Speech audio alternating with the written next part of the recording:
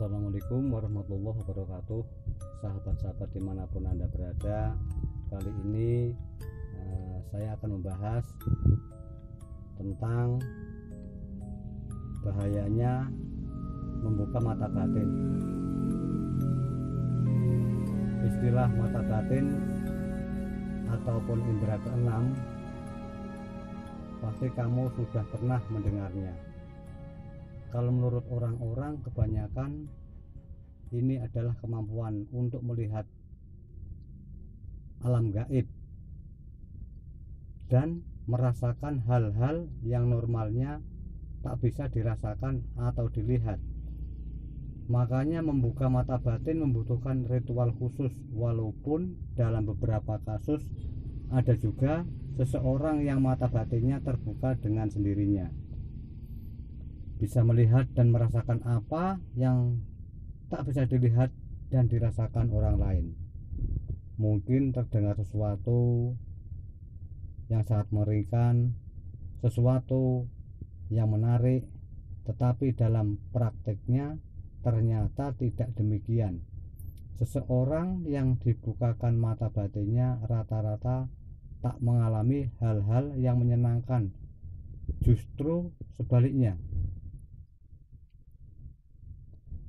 Membuka mata batin atau indera keenam ini banyak yang mengatakan sebagai hal yang sangat membahayakan, apalagi kalau tujuannya tidak jelas atau hanya main-main saja dan juga lemah iman. Berdasarkan banyak kasus yang terjadi seperti ini, bahayanya membuka mata batin bagi mereka yang tidak siap.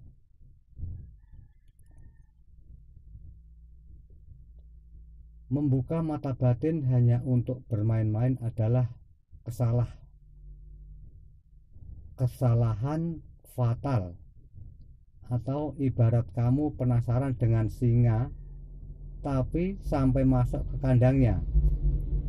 Membuka mata batin harus siap luar dalam, alias fisik, mental, dan iman. Kalau tak punya kesiapan diri, semua hal ini resikonya sangat berat, bisa-bisa jadi gila. Begitu dibukakan mata batin, seseorang pasti akan langsung merasakan perbedaan yang sangat nyata.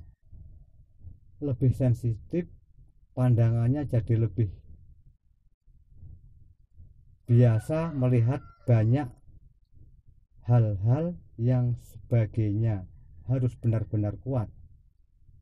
Kalau tidak, yang seperti ini justru akan sangat menyiksa.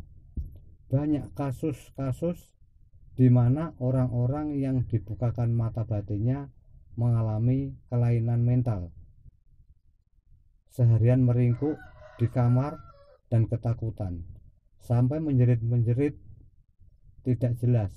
Makanya jangan pernah mencoba hal yang satu ini, apalagi tidak ada siap atau cuman penasaran saja.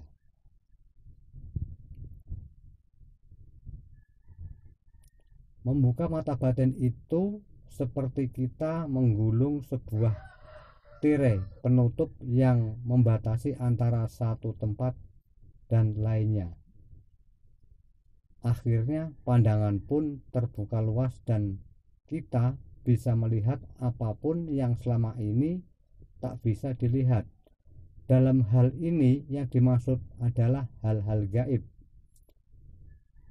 termasuk setan, jin lainnya dan sebagainya. Gampangnya, dengan membuka mata batin kita akan melihat setan kemanapun mata ini memandang.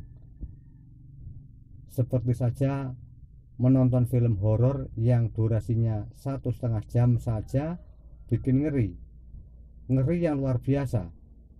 Apalagi kalau melihat makhluk-makhluk itu sepanjang kita membuka mata, ngeri luar biasa. Maka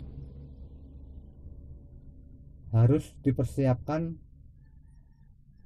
kuat fisik luar dalam dan iman. Makanya bagi mereka yang dibukakan mata batinnya awalnya pasti ketakutan luar biasa, tetapi ujung-ujungnya juga terbiasa. Selama ini kita hidup begitu-begitu saja, normal, dan tak ada hal-hal aneh. Hal-hal aneh yang terjadi terutama yang berkaitan dengan hal-hal gaib. Namun kehidupan seperti itu akan berakhir begitu dibukakan mata batinnya. Setan-setan pun seperti menjelma satu persatu dan kemudian lebih sering mengganggu. Menurut para pakar spiritual, setan atau jin itu tahu mana-mana saja orang yang dibukakan mata batinnya. Tak hanya sekedar tahu, mereka juga tertarik untuk mendekati si orang tersebut, mengikuti kemanapun pergi. Bahkan dalam sebuah kasus ada yang sampai bisa mengundang banyak sekali jin ke satu tempat. Bukan mengundang sebenarnya, tapi jin-jin itu datang sendiri karena tertarik dengan orang tersebut. Sudah disinggung tentang bagaimana iman dan keyakinan begitu berpengaruh kepada seseorang yang dibuka mata batinnya. Kalau kuat imannya, mungkin ia bakal bisa lebih paham tentang spiritual, supranatural. Kalau tidak, maka yang terjadi adalah sebaliknya. Tak hanya akan diganggu oleh barang kasat mata, tapi juga sampai bisa dirasuki. Sudah banyak juga kasus orang yang dibukakan mata batinnya rawan sekali mengalami kesurupan.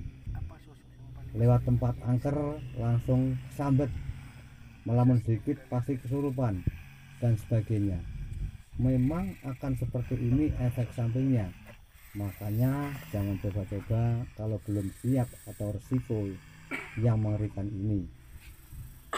Mata batin memang seperti sebuah ruangan, bisa dibuka dan juga bisa ditutup. Tetapi ada banyak orang yang bisa dibuka saja, tetapi malah tak bisa ditutup. Nah, bagaimana kalau orang yang dibuka mata batinnya kemudian tak bisa ditutup? Tak ada kata lain selain ia akan hidup seperti itu untuk selamanya. Ada kasus mata batin yang sudah tidak bisa lagi ditutup, tapi ada juga kasus lain di mana seseorang justru tak bisa dibuka mata batinnya.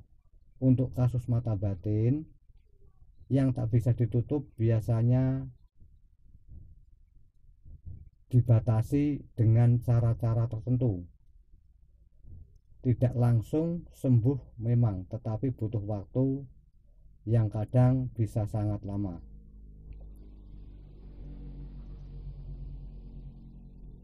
Bukan saya untuk menakut-nakuti, cuman ingin membahas. Hanya saja memang sudah banyak kasus di mana orang yang dibukakan mata batinnya kemudian mengalami hal tersebut. Kesimpulannya, membuka mata batin untuk tujuan dibenarkan sama sekali tidak masalah, apalagi sudah punya bekal spiritual yang kuat. Tapi bagi yang hanya coba-coba saja, bersiaplah dengan deretan resiko yang super ngeri. Oke, sahabat-sahabat dimanapun Anda berada, sekian dulu dari saya, Agus Soroso Channel, membahas tentang bahayanya terbukanya mata batin. Oke, wassalamualaikum warahmatullahi wabarakatuh.